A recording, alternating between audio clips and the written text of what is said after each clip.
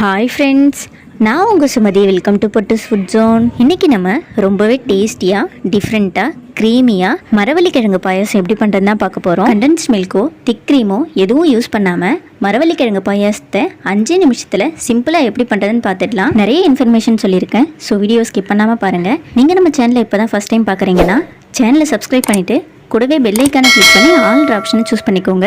அப்போ தான் நான் போடுற வீடியோ எல்லாம் நோட்டிஃபிகேஷனாக உங்களுக்கு டக்குன்னு வந்து சேரும். வாங்க செய்முறையை பார்த்துடலாம். பேனில் 1 ஸ்பூன் நெய் சேர்த்துட்டு கட் பண்ண முந்திரி பாதாமை சேர்த்து வறுத்துடலாம். முந்திரியும் பாதாமும் ஓரளவு ரோஸ்ட் ஆனதும் கூடவே 5லேருந்து 6 பிஸ்தா பருப்பு சேர்த்துடலாம். பிஸ்தா ஆப்ஷனல் தான், நீங்கள் வேணும்னா சேர்த்துக்கோங்க. நட்ஸ் எல்லாம் ரோஸ்ட் ஆனதும் இதை வெளியே எடுத்துடலாம்.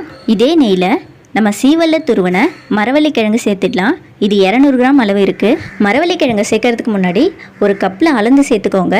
அப்போ தான் நம்ம ஜவ்வரிசி போடுறதுக்கு கரெக்டாக இருக்கும். கிழங்கு நல்லா நெய்யோடு சேர்ந்து ரோஸ்ட் ஆகி வரணும்.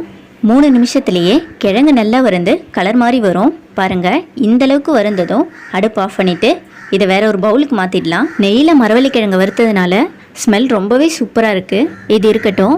அதே பேனில் 1/2 லிட்டர் அளவு தண்ணி சேர்த்துக்கலாம். தண்ணி நல்லா சூடாகி இந்த அளவுக்கு பபிள்ஸ் வந்ததும் இது கூட 1 கப் அளவு ஜவ்வரிசி ஊற வச்சுட்டு சேர்த்துக்கலாம்.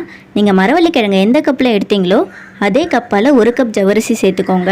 ஜவ்வரிசியை 1/2 மணி நேரம் ஊற வச்சா போதும். இது மாவு ஜவ்வரிசி. நீங்கள் மாவு ஜவ்வரிசியில் பாயாசம் பண்ணும்போது பாயாசம் ரொம்பவே க்ரீமியாக இருக்கும். உங்ககிட்ட நைலான் ஜவ்வரிசி தான் இருக்குன்னா அதையே எடுத்துக்கோங்க. நைலான் ஜவ்வரிசியை வறுத்துட்டு சேர்த்துக்கோங்க, ஊற வைக்க வேண்டாம். ஜவ்வரிசி நல்லா வெந்துடுச்சுன்னா இந்த ஒயிட் கலர் எல்லாம் மாறி கண்ணாடி போல வந்துடும். பாருங்க, 5 நிமிஷத்துலேயே ஜவ்வரிசி நல்லா வெந்து வந்திருக்கு. இது கூட 4 கப் அளவு காய்ச்சி ஆற வச்ச பால் சேர்த்துடலாம்.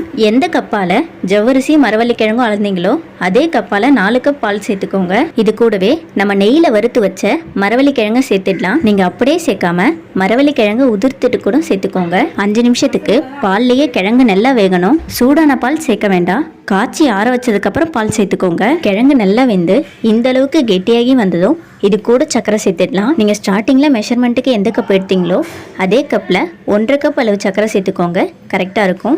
சர்க்கரை அதிகமாக சாப்பிட மாட்டிங்கன்னா 1/4 கப் சேர்த்துக்கோங்க. நீங்கள் விருப்பப்பட்டால் இந்த ஸ்டேஜில் 1/2 ஸ்பூன் அளவு ஏலக்காய் பவுடர் சேர்த்துக்கோங்க. நெய்யோட ஸ்மெல்லே அதிகமாக இருக்கிறதுனால நான் ஏலக்காய் பவுடர் சேர்க்கலை. நீங்கள் விருப்பப்பட்டால் சேர்த்துக்கோங்க. எந்த அளவுக்கு கிழங்கு நல்லா வெந்து பாயாசம் க்ரீமியாக வந்திருக்குன்னு பாருங்கள். இந்த ஸ்டேஜில் நம்ம வறுத்து வச்ச நட்ஸை இது கூட சேர்த்துடலாம். நம்ம நார்மலாக பண்ணுற ஜவ்வரிசி பாயாசத்தை விட மரவள்ளிக்கிழங்கு பாயாசம் ரொம்பவே டேஸ்டியாக இருந்தது.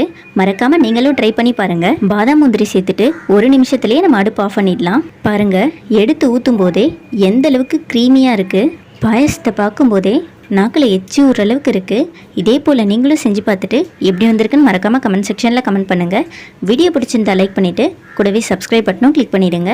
பாயசம் பிடிக்குன்ற உங்கள் ஃப்ரெண்ட்ஸ் அண்ட் ஃபேமிலிக்கு இந்த வீடியோ ஷேர் பண்ணிவிடுங்க. நெய்யில் வறுத்த கிழங்கோட நட்ஸ் சேர்த்து சாப்பிடும்போது ரொம்பவே சூப்பராக இருக்குது. உங்களுக்கு பாயசம் ரொம்ப பிடிக்குன்னா எந்த பாயசம் ரொம்ப பிடிக்குன்னு மறக்காமல் கமெண்ட் செக்ஷனில் கமெண்ட் பண்ணுங்கள். இதே போல் இன்னொரு டிஃப்ரெண்ட்டான ரெசிபியோட நாளைக்கு உங்களை மீட் பண்ணுறேன். பாய்.